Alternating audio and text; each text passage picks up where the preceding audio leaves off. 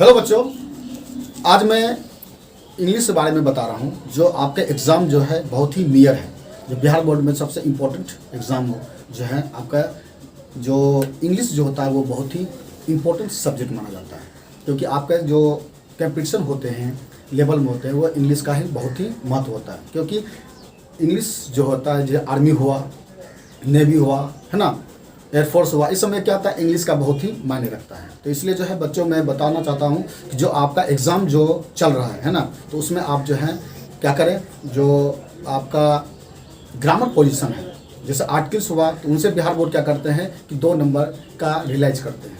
तो आप जो है आर्टिकल को आप आराम से फोकस कर सकते हैं।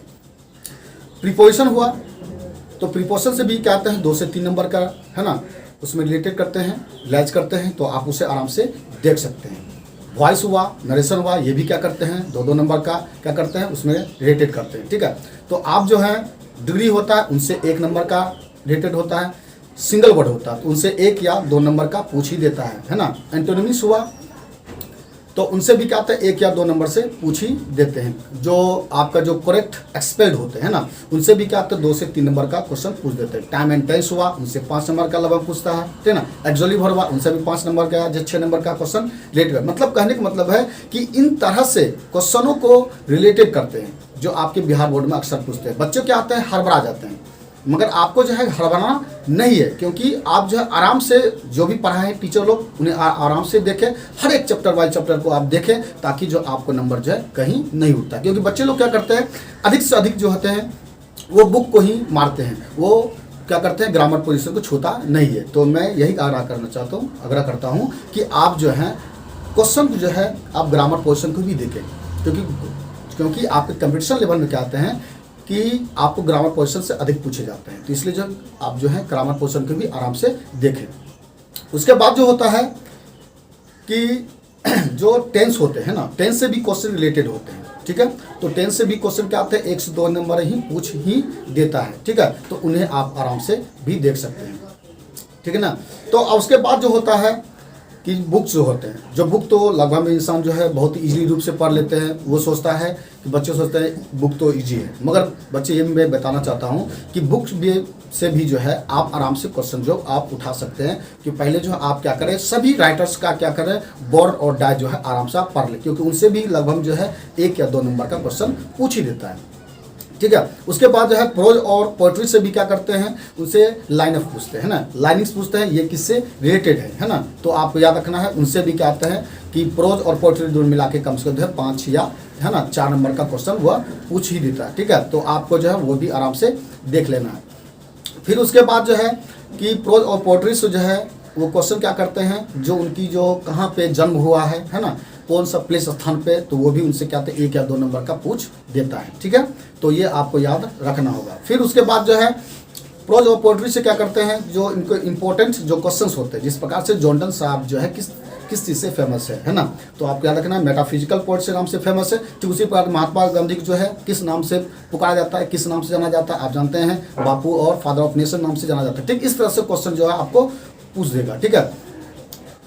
तो आपको याद रखना है कि ये जो क्वेश्चन जो होते हैं इस तरह से क्वेश्चन आपके बिहार बोर्ड में पूछे जाते हैं। जितना भी ऑब्जेक्टिव है उसे आराम से क्या करें चैप्टर बाय चैप्टर करके देख सकते हैं, और आप उसे आराम से क्वेश्चन को आप डील कर सकते हैं, ताकि जो आपको जो है बिहार बोर्ड में एग्जामिनेशन में देने में आपको कोई परेशानी नहीं हो। आप करते क्या है कि डायरेक्ट आप क्या करते हैं डायरेक्ट एग्जाम देने चल जाते हैं, है ना।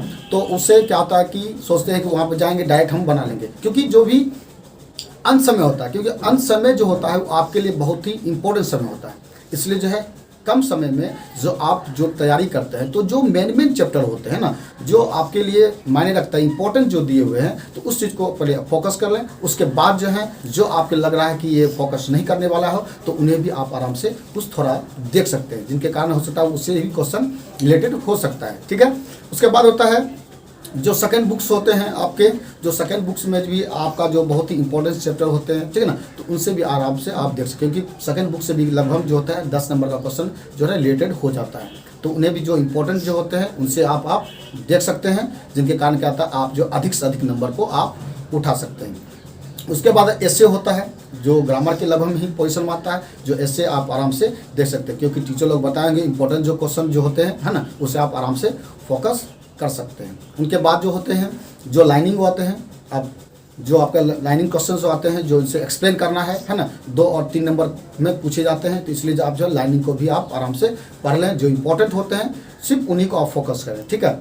तो आप उससे क्या करते हैं, अधिक से अधिक नंबर आप उठा सकते हैं। जहाँ तक हो सके जो आप बेहतर रूप से लिखें, ये जरूरी नहीं है कि पन्ना को भरना जरूरी है, तो ये दिमाग से आप निकाल दें, क्योंकि जो एग्ज़ाम में जो क्वेश्चन होते हैं उनकी सटीक आंसर अगर आप देते हैं तो आपका अधिक नंबर उठ सकता है। जहाँ तक हो सके आप साफ लिखें, जिनके कारण हो सकता है कि जो सहने वाले हो उसे आराम से समझ में आ जाए और आपको नंबर भी अधिक देख सकता है।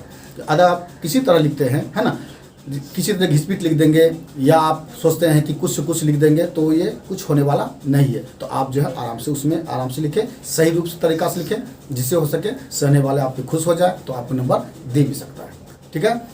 उसके बाद होता है कि लेटर्स आते हैं, एप्लीकेशन आते हैं, उन्हें भी आराम से आप फोकस करें, ठीक है। और आपका शॉर्ट क्वेश्चन आंसर आएंगे तो उन्हें भी आप क्या करें, प्रिपेयर कर सकते हैं। जो आपको इंपॉर्टेंस जो होते हैं जो किताब से रिलेटेड है आप उन्हें आराम से देख सकते हैं, ठीक है। उसके बाद 6 नंबर क्वेश्चन में आएंगे जो आपके जो प्रोज होते हैं, पोएट्री होते हैं, सेकेंड नंबर क्वेश्चन आते हैं, सेकेंड इंग्लिश से क्वेश्चन आएंगे, ठीक है। उसके बाद आपको मिलान करने वाला आएगा, ठीक है, और ट्रांसलेशन से रिलेटेड आते हैं। तो आपको जो इंपॉर्टेंट लगता है तो आप उन्हीं को आप बनाएं, ठीक है। तो जिससे आप क्या कर सकते हैं, अधिक से अधिक नंबर आपको आ सकता है, ठीक है। उसका 7 नंबर क्वेश्चन लास्ट जो होंगे वो आप जानते करते हैं कि आपका जो पैसेज आते हैं, है ना, जो उसे पढ़ना है या तो उसे आप क्रिएट करके आप उसे शॉर्ट करके लिख सकते हैं। तो बच्चों जो है ये इंग्लिश में जो है सबसे बहुत ही इंपॉर्टेंस जो है जो आप जो फोकस कर सकते हैं, जो आपके कम समय बचे हैं, जो आपके एग्ज़ाम आने वाले हैं, मैं यही चाहूँगा कि आप अधिक से अधिक प्रिपेयर करें, है ना। और मेरी यही शुभकामना है जो आप जो है बिहार बोर्ड में जो है अधिक से अधिक नंबर उठाएं, ठीक है।